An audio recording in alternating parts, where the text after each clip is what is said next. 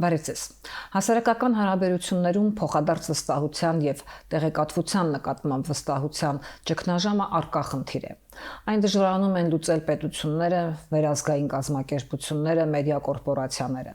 Մինչդեռ փոքր մակարդակում, օրինակ բիզնեսում, ստեղծվում են մոդելներ, որոնք կարող են հետաքրքիր եւ ուսանելի լինել տեղեկատվական հոսքերի, փոխադարձ վստահության եւ հարաբերություններ կառուցելու առումով։ Այսօր մեր հյուրը Email Marketing Room Global միջազգային կազմակերպության տնօրեն Տարոն Պարսամյանն է։ Բարև ձեզ, Տարոն Պարսամյան։ Բարև ձեզ, շնորհակալություն հավելի համար։ Հետաքրքիր է, որ ընկալում կա, թե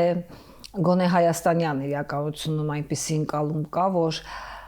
սոցիալական գովազդային համակարգը, սոցիալական ցանցերի համակարգը պատմության գիրկն է նետել փոստարկղը, այդ թվում նաև էլեկտրոնային փոստարկղը, եւ դա այլևս գործիք չէ, կամ լուրջ գործիք չէ, կամ էլ հնաոճ գործիք է։ Իրականում այդպես չէ, փաստորեն։ Դա շատ հայտնի արդեն մեմ է երկար տարիներ digital marketologների համար գլոբալ շուկայում, որովհետև թվերը եւ փաստերը խոսում են, որ ոչ միայն այդպես չէ, այլ օրինակ Ամերիկայի եւ Կանադայի շուկայում IT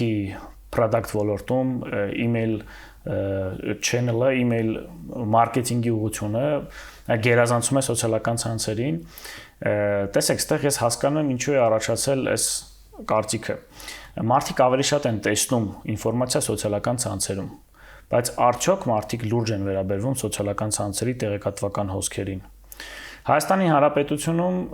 այդ մշակույթը մի քիչ է զարգացած email marketing-ի ու խնդիրը այն չէ, որ մարդիկ mail չեն կարդում։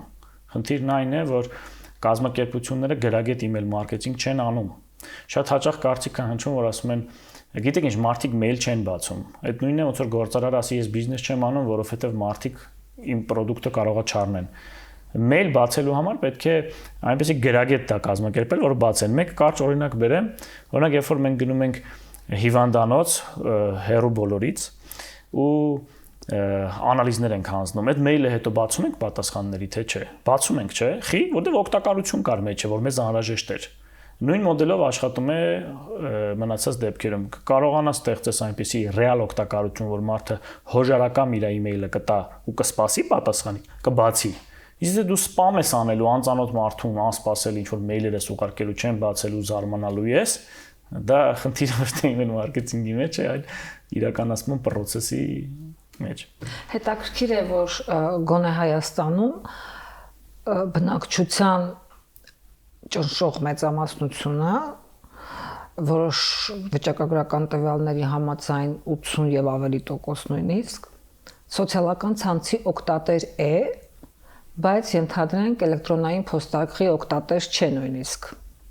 Ես չգիտեմ, որ վիճակագրությամբ մեծամասնությունը չէ օգտատեր, որովհետեւ բազմաթիվ process-ներ կան պետության հետ առնչվող կամ տարբեր սոցիալական ցանցերում հաշիվներ բացելու հետ առնչվող, որ ուզած բոլորը ունեն mail, առանց mail ոնց են դառնալու բաժանորդ շատ տեղեր։ Տեսեք, նորից ասեմ, խնդիրը մշակույթի մեջ է, իսկ մշակույթը ձևավորում են գրագետ email մարքեթինգային process-ները։ Ես նախապես ասեմ, մեր կազմակերպությունը Հայաստանում հիմնականում ծառայություններ չի մատուցում ու իմ այս մտքերը պոտենցիալ թողման չհնչեն, որ առաջարկում են մեր ծառայությունները, հա ընդհանրապես սոցիալական էֆեկտի եւ հետաքրքրության համար ենք հիմա խոսում։ Հարց է թե ինչպես դրթել մարդուն, որ նա բացի email-ը։ Հիմա մի հատ էլ հետաքրքիր անալոգիա բերեմ, այս անալոգիան սիրում եմ հաճախ բերել, եթե անծանոթ մարդը մեր դուռը ծեծում եւ գորիսի մեղր է առաջարկում, մենք չենք առնում ամենայն հավանականությամբ։ Բայց մի հաճելի ընկեր ում անձամբ ենք հրավիրել մեր տուն, սեղան ենք գցել, սպասում ենք, որ դուռը ծեծում է, ասում ենք, ահա եկան, դուռը բացում ենք, ներս ենք հրավիրում։ Դա email մարքեթինգն է։ Այսինքն աշխարհում ավելի բարձր մակարդակի digital online իդենտիֆիկացիա քան email-ը չկա։ Այսօր ոչ ոք որպես կոնտակտ իր Facebook-ի էջը չի ուղարկում լուրջ գործարար ինչ որ միջավայրում, ոչ ոք իր հեռախոսահամարից բացի online ինչ որտեղ mail-ից բացի հո իր Instagram-ի հասցեն չի ուղարկում։ Այլ հարց է այդ բարձր մակարդակի կոնտակտին հնարավոր է հասնել այն մակարդակը, որ մարդիկ բացեն, կարդան, լինեն տաք լսարան։ Եթե որպես մոդել դիտարկենք, ապա հետաքրքիր է ինչպես է վստահություն ձևավորվում երկու անծանոթ մարմինների միջև, կազմակերպություններ կլինեն հատկապես այդպես լուրջ կազմակերպությունների միջև, ընդհանրապես մի էլեկտրոնային նամակի միջոցով, այսինքն եթե փորձենք մի քիչ օրինաչափություններ դուրս բերել մարդկանց հաղորդակցության հարցում, տեղեկատվական հոսքերը այսօր շատ են, բայց վստահությունը եւ միմյանց եւ հենց բուն տեղեկատվության նկատմամբ շատ ցածր է։ Մինչդեռ տեսեք կա մոդել, կա տարբերակ, երբ մարդը կարող է կամ կազմակերպությունը կարող է ընդհանրապես մի էլեկտրոնային նամակի օգնությամբ վստահություն ունենալ եւ առնվազն մտնել հաղորդակցության մեջ։ Ну, ես կխոսամ բիզնես մոդելների մասին, տեսեք, տերմինային lead generation է կոչվում, process-ը email marketing-ային սկսվում է այն լիդերը, այսինքն պոտենցիալ email-ները, որոնց պետք է ուղարկել հաղորդակցություն, գեներացնելով։ Դրանից հետո մենք ունենք երկու տեսակի տեխնիկական եւ բովանդակային խնդիր։ Նախ տեխնիկապես, եթե դու անծանոթ email-ի ես, անծանոթ հասցի ես mail-անում, դու կարող ես համակարգերում spam ընկնես եւ տեղ չհասնես։ Եթե դու ունես այնպիսի մարքեթինգային գործիքակազմ, միջազգային շուկայում ընդունված է inbound մարքեթինգի գործիքակազմ, որ հասցրել ես նրան, որ կիսվել ես այնպիսի ռեալ օգտակարությամբ անվճար, որ մյուս կազմակերպությունը հոժարական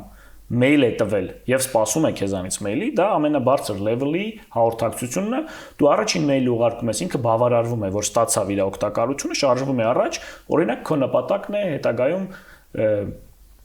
on-line հանդիպում կազմակերպել եւ ներկայացնել ծառայությունները, բայց դիտարկենք մյուս տարբերակը։ Պատկերացնում ենք չկա այդ հնարավորությունը եւ մենք ունենք տասնյակ հազարավոր, 100 հազարավոր պոտենցիալ գործընկերների email հասցեներ։ Մի կողմից թե Google-ը, թե Yahoo-ն, թե մյուս համակարգերը, cyber security անվտանգային բոլոր մասնագետները չեն խրախուսում անծանոթ մարդկանց այսպես ասած cold email անել։ Մյուս կողմից հիմա ուղիղ եմ պատասխանում ձեր հարցին։ Եթե դուք կատարում եք շատ ճիշտ սեգմենտավորում, շատ լավ ուսումնասիրում եք ձեր շուկան, գտնում եք նրանց հուզող խնդիրը, այդ կազմակերպությունը այս պահին ունի մի խնդիր, որը կենսական նշանակություն ունի, ձեր product-ն է լուծում է այդ խնդիրը։ Եթե դուք այդ պահին եք հայտնվում, շատ մեծ է հավանականությունը, որ այդ մարդիկ շատ շնորհակալ կլինեն, որ դուք անծանոթ լինելով ուղարկեցիք դա։ Իհարկե, այստեղ տեխնիկական բաներ կան, ես չեմ ուզում հիմա շատ խորանամ դրա մեջ, հնարավորություն չկա մեծ քանակի մի անգամից եւ այլն, բայց ուզում եմ ոնց որ բերել բովանդակային դաշտ։ Պատկերացրեք դուք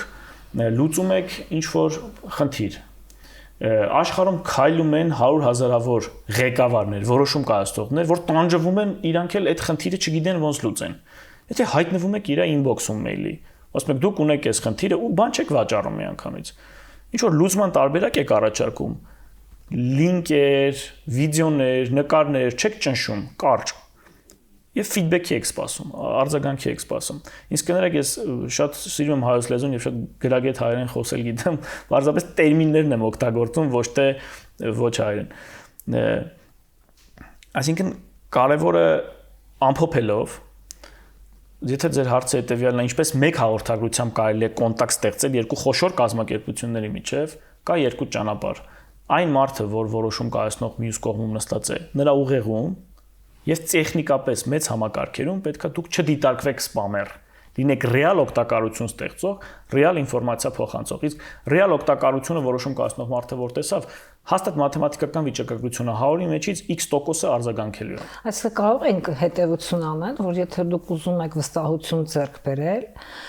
պիտի նախ իմանաք դիմացինի հուզող խնդիրը։ Իհարկե։ Եվ արձագանքեք այդ հուզող խնդրին, գոնե սկզբնական շրջանում առանց շահ հետապնդելու։ Գիտեք ոնց, լայն հաշվով կոպիտ ասած ամոթ չի շահ հետապնդել, եթե արդարացված շահ է։ Այսինքն դուք ոչ թե համոզում եք, ստում եք կամ ինչ որ վատ բան ուզում եք ներողություն եմ խնդրում սաղացնել իրancs վրա, այլ ցանկացած լուրջ որոշում կայացնող մարդ օրական այնքան email-ներ է ստանում։ Ինքը արդեն երկու տողը կարդալուց հասկանում է, սա սպամեր է, թե լուրջ մարդ է։ Դուք պետք է ունենաք այդ կարճ մեսեջինգի 3 վայրկյանի մեջ ճիշտ վերնագիր, որպեսզի վերնագիրը նայելուց հետո բացեն,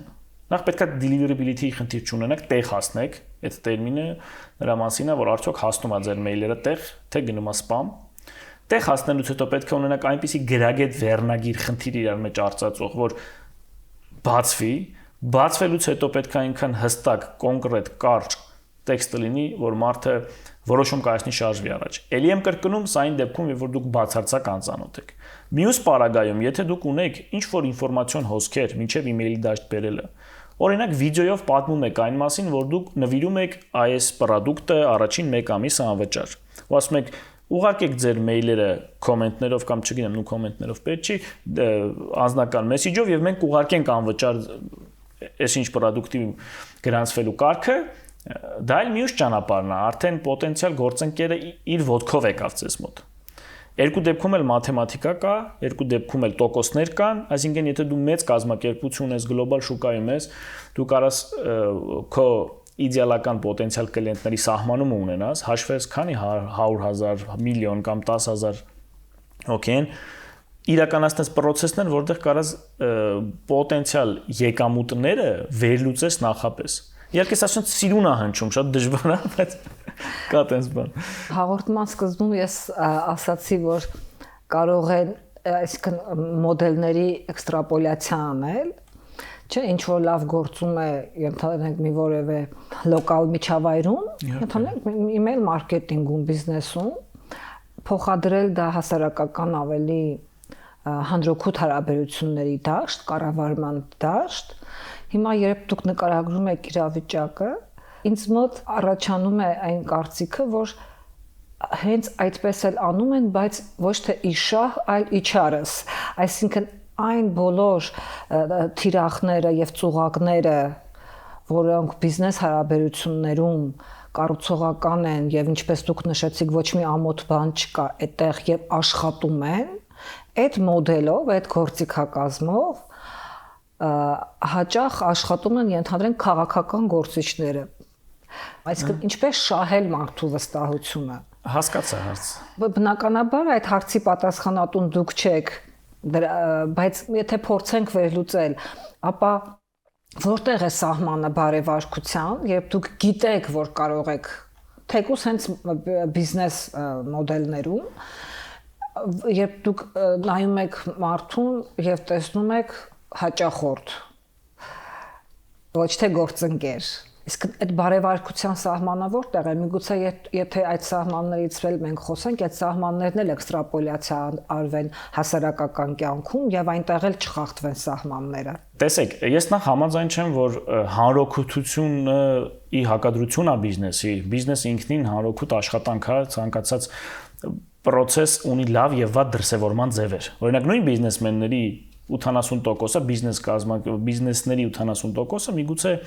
արագ նույնիսկ սպամել անելով կփորձի ներգրավել նոր գործընկերներ։ Ու խնդիրը այն չի, որ դա լավա թե վատա։ Իհարկե կարելի է դիտարկել լավա թե վատա։ Խնդիրն այն է, դա long term երկարաժամկետում արդյունավետ չի։ Այսինքն ազատ շուկայական մրցակցությամբ բոլորը հասկանում են, որ իմիջի, վստահության, երկարաժամկետ գործնական հարաբերությունների համար այն ճանապարհը ավելի լավն է ու դրա համար պայքարում են բազմաթիվ լուրջ համակարգեր, այդ թվում Google-ի, Yahoo-ի եւ այս մակարդակի գիգանտների բազմաթիվ այլ ստրուկտուրաներ կան, որոնք փորձում են լուծումներ տալ։ Օրինակ, եթե նկատել եք հիմա email-ում բացի spam-ը եւ inbox-ը, որ մենք ստանում ենք, կա նաեւ promotion հատված, որ ոչ մեր սովորական inbox-ն է, ոչ էլ spam-ը։ Եթե դու որոշ տերմիններ ես օգտագործում, նկարների ձևեր ես օգտագործում, համակարգը հասկանում է, որ դու բիզնես ես եւ օրինակ promotion է անում։ Եվ դա ուրիշ տեղով է բերում, դա spam չի, բայց փորձում է տարանջատել, որ դու սովորական նամակներդ որ ստանում ես, տարբերվի։ Հիմա միտքս ի՞նչն է։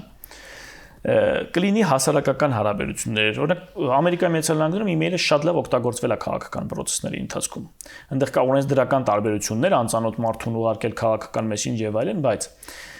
որpիսի պարզեստեմ հարցու կարճ պատասխանեմ։ Անկախ նրանից որ ոլորտում է, բիզնես կլինի, կրոնական կլինի, քաղաքական կլինի, մշակութային կլինի։ Եթե խոսում ենք ոչ թե այլ կազմակերպության մասին, որ մի հատ ռացիոնալ մարդ նստած է իր գործնական email-ն է բացում, այլ հասարակ մարդկանց Gmail-ի վրա, Yahoo-ի վրա, չգիտեմ, Mail.ru-ի վրա իր համար մեյլ ունեցող մարդը, հասարակ մարդը, կա բարեվարկության ընդհանուր կանոններ, օրինակ հաստատ հայո ելը լավ բան չի, չէ՞, դա շատ կարմիր գիծ ասեցի, բայց ընդհանուր կանոններ ու կա իր իրական օգտակարությունը գտնելու հնարավորություն։ Եթե դու գիտես, որ 50,000 մարդ այս պահին ժամացույցի վրա կայքում քլիք արե եւ տեսել է, որ զեղ չկա դուրս է եկել, զեղ չկա դուրս է եկել, ու դու այդ պահին ասում ես զեղ չկա քո համար։ Ու դու կարեցել ես քո համակարգով հասկանալ իր ուզածը, դու հանրությանը օգտակար ես լինում։ Եթե դու համոզելով, մարդկանց խաբելով, ուզում ես մի բան ծախես, այդ երևույթն է կա աշխարհում։ Դարեր ի վեր եղել է ու միշտ լինելու է։ Ընտրության հարցը դու որ տարբերակով ես գնում։ Կարևորը օրենք չխախտես, բայց օրենք չխախտելուց հետո էլ կա տարբեր մոտեցումներ։ Դրա համար որոշ ֆիրմաներ չգրված օրենքներ։ Այո, դրա համար որոշ ֆիրմաներ եւ բրենդներ վերջի վերջո ձևավորում են մեծ հեղինակություն երկարաժամկետում, ոմանք ոչ։ Հիմա մարդու ընտրության հարցը, ինքը որ կողմից է ուզում ես խաղը։ Ընդհանրապես մի կյանք ենք ապրում, ինձ թվում է ամեն գնով ինչ որ բան անելը այդքան հետաքրքիր չի, մի քիչ էսթետիկա կա, հետաքրքրություններ կան, ինչպես նաև եթե դու երկարաժամկետ խաղացող ես, որպես բիզնես կամ քաղաքական դիվիդենդ, վստահությունը վերջի վերջո սկսած Աստվածաշնչից, սկսած հին հռոմեական տարբեր իմաստունների խոսքերից մինչև օրս մենք հասկանում ենք իմիջը եւ վստահությունը լուրջ կապիտալ է։ Ես կարող եմ ասել, որ մեր ժամանակներում վստահությունը ոչ թե դժվար է ձեռք բերել, որտեղ մենք խոսում ենք գովազդներից, մենք խոսում ենք ծուղակներից, մենք խոսում ենք մարդուն հուզող խնդիրներից, իսկ այդ հուզական վիճակում դուք կարող եք նաև շահարկել այդ հանգամանքը եւ այդպես դիպչել հուզող տեղին ավելի շատ ոչ թե նրան օգնելու նպատակով կամ ազնվորեն ձեր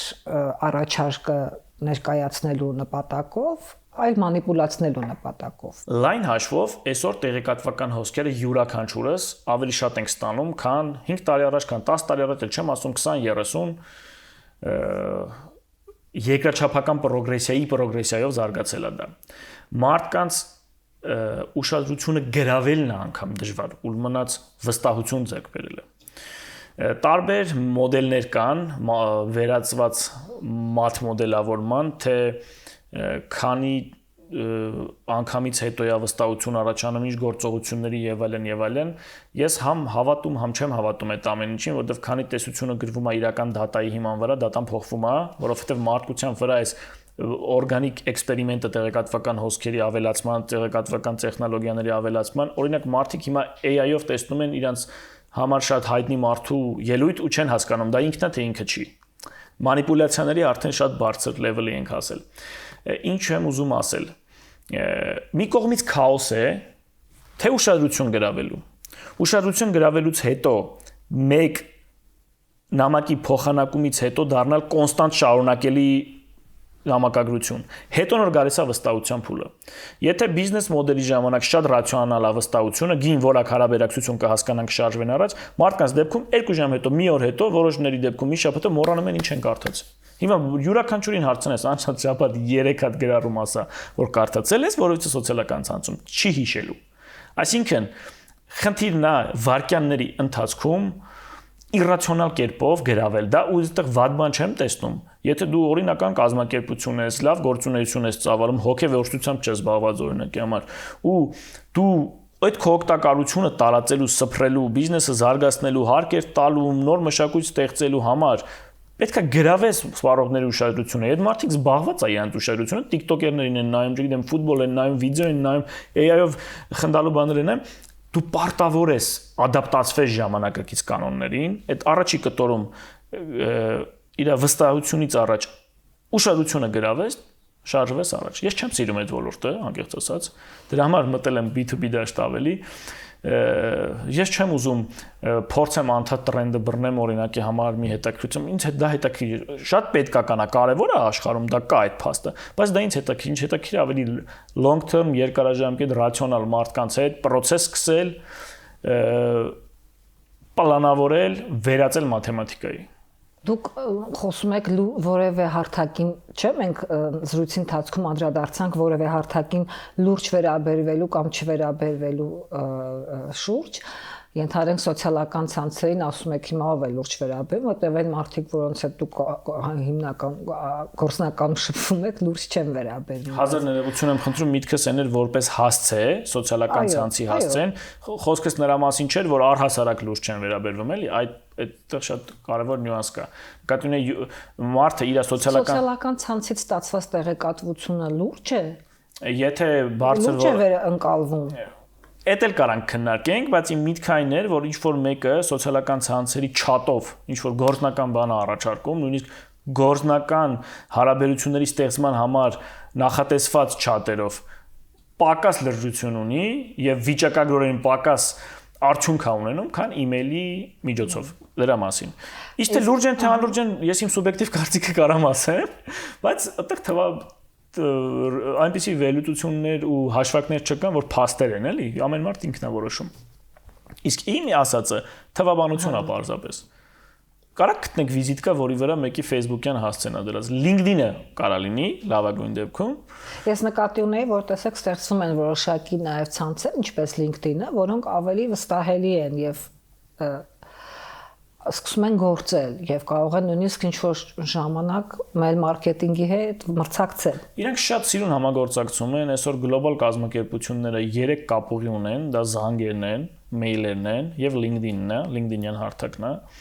Մնացած ամեն ինչը այսօր այնքան զարգացած միջազգային ապրանքներ կան, որ ավտոմատացված կերպով դու նույնիսկ կարաս մի անգամից նույն կազմակերպության 7 մարդու զանգես, ով առաջինը վերցնի, մնացածինը անջատվի։ Այդ 7-ն էլ քեզ պետք են, որպես կերպար, դու որ չգիտես ով է զբաղված, ով այս պայն հաց ուտում, ով արձակուրդի մեջ, LinkedIn-յան ավտոմատացումներ կան։ Դեք ինչ, ավելի շատ ուտեմ մրցակցության մեջ, նույն սոցիալական ցանցերը շատ լավ համագործակցում են email-ի հետ։ Տեսեք, օրինակ Google-ի գովազդը, օրինակ, կամ Facebook-ի գովազդը կարող է ներկայացնել այնպիսի անվճար օգտակարություն, որ մարդը մեյլը տեղ տա, այդ դա ստանա, օրինակ, on-line գիրք, ամենապրիմիտիվը։ Facebook սոցիալական ցանցի, Google-ի միջոցով հավաքես մեյլը, շարունակես email-ի կապուղին։ Email-ի առավելությունը այն է, որ եթե դուք ունեք տաք լսարան, ասենք, տարիների ընթացքում քրտնաջան աշխատել եք, ունեք միլիոնավոր տաք լսարան, արդեն ավտոմատացված, դուք կարաք շաբաթը մեկ նոր վաճառքներ անել իրանց հետ։ Սոցիալական ցանցերում, եթե մի հատ վիդեո է գալիս մեր պատին, մենք չենք ընկալում, որ եկավ հենց մեր համար։ Ինչքան է պերսոնալիզացված լինի, ոնց որ լիքը մարդու համար են անում։ Իսկ լիքը մարդու դուրը գալու համար 1000 թոյնս կներեն բոլորը, բայց միջին ինտելեկտուալ շեմից իշտում են ներքև, որպեսզի քլիքաբեր լինեն, հետաքրքիր լինեն, չհաշված հանճարեղ բացառությունները, որ ամեն օր ամեն մեկը չի կարա տենց կոնտենտ տա։ Հիմա եթե դու ունես միլիոնավոր լսարան, բայց դու դիտարկում ես իրանց անհատների խումբ ու պերսոնալիզացված, շփվում ես իրանց հետ, իրանց պահանջմունքների հետաքրությունների սահմաններում, դու կարաս ավտոմատացված թիմով մեծ վաճառքներ իրականացնես, պետության դեպքում մեծ սոցիալական պրոյեկտներ իրականացնես, մշակույթի դեպքում պրոպագանդես, շատ բարձր որակի կարամ այդ առաջարկ անեմ միանգամից մշակութային գործիչներին, կան չէ մեր դասականների ժամանակակից ներկայացման լավ օրինակներ։ Մենք բոլորս բողոքում ենք, որ մարդիկ քիչ են մշակույթով հետաքրքրում եւ այլն եւ այլն։ Այս տեխնոլոգիաներին է պետք տիրապետել։ Պետք է ոչ թե բողոքել, որ քիչ են, այլ ժամանակակից փաթեթավորմամբ այդ ճաշակը կրթել, բարձրացնել, իսկ ով է ասել, որ մշակույթը պետք է 100%-ն բարձր որակի մշակութային ներեցեք ինձ product-ը սպառվի 100%-ի մոտ։ Կարող է ճիշտը 11.5%-ն օրինակի համար, բայց գոնե դա կապիտալիզացնենք։ Քրիտիկական զանգվածի հարց կա։ Բայց դաժե մեր մշակութային բաները սպամ են անում այսօր մեյլերով։ Կոմերցիոն խնդիր հասկանում են, բոլորը պետքա լուծեն, բայց միտքս այնա, որ հնարավորության դեպքում իրական օգտակարությունը մարդկանց ուղեղներում 1, 2, 3 անգամ որ ուղարկվում է նույն email-ից, այդ վստահությունը արդեն մյուս մեյլերի համեմատ, sense վիզուալ փոխվում է այս մարդու, ինքը գիտի, ստեղից իրեն չեն ուղարկում, աննախադեպ առաջարկ եսի ինչի մասին, իրեն շարունակում են ուղարկել օգտակարություն։ Նույն ձևա մարդկանց պարագայում, որոշ մարդկանց դեմքը, անուն ազգանունը վստահություն է մեր մոտ ներկայացնում։ Ոնց է դա եղել։ Մեր փորձի հիման վրա։ Հիմա թե մանիպուլյացիայով է դա եղել, թե արդար մղումներով է եղել, այլ հարց է, բայց կա մաթեմատիկական կայֆիցիենտ, տոկոս, Պողոսը, Պետրոսը, X, Y լսարանը ունեն այսքան վստահություն։ Այդ վստահությունը կարելի է սահմանել։ Ունեն բրենդները վստահություն։ Այսօր եթե մենք մտնում ենք մի հատ խանութ, եթե անծանոթ բրենդ ալում, ամենայն հավանականությամբ չենք առնի, սկսած ձեթից, վերջացրած մաստակից, յուրաքանչյուր բանից։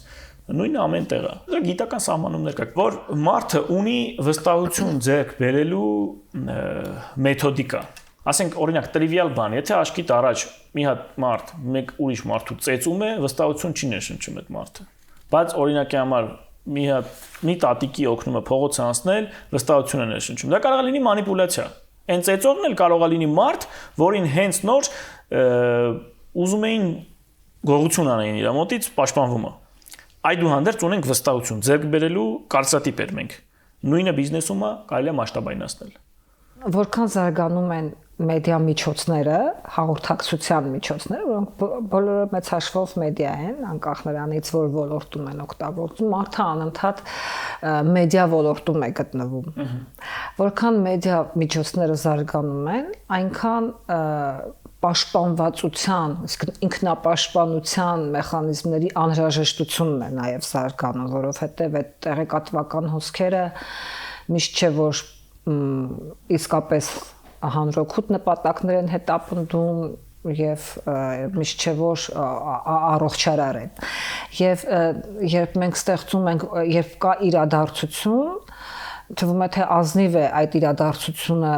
տարածելը, կլինի դա ասենք կարող պրոդուկտն էլ է իրադարձություն չէ, վերջը դուք ունեք, այսինքն ստեղծել եք այս պրոդուկտը, ուզում եք վաճառել, դա իրադարձություն է։ Շատ հաճախ եւ հասարակական կյանքում էլ բայց կա իրավիճակ, երբ դուք ստեղծում եք պսևդո իրադարձություն, այսինքն իրականում դա չկա, իրականում չկա այն պրոդուկտը, որը դուք ներկայացնում եք, բայց դուք դա հաջողությամբ վաճառում եք, գրավում եք մարդկանց ուշադրությունը, քվեն եւ այլն եւ այլն։ Այս մեդիա գրագիտության